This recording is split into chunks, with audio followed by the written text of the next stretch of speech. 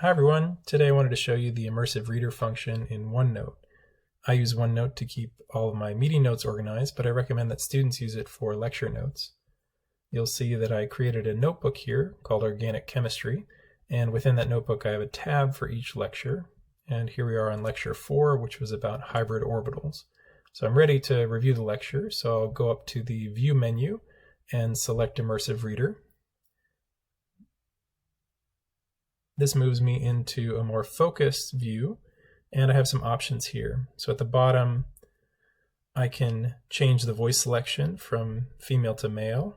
I can change the voice speed to make it read back faster or slower. At the top, I have some text preferences if I want to change the size or the font, or if I prefer a different theme, such as this white text on black background.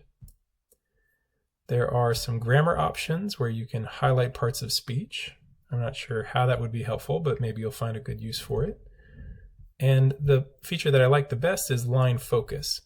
So right now my screen shows a large section of text, but line focus allows me to focus on a smaller section of text, just 3 lines, or even just 1 line. So now I'll play it back so that you can hear what the voice sounds like. Hybrid orbitals. Developed by Linus Pauling, the concept of hybrid orbitals was a theory created to explain the structures of molecules in space. So that is the Immersive Reader function in OneNote, which may or may not be helpful for you when reviewing your lecture notes, but please let us know how you use it and if you do. Thanks.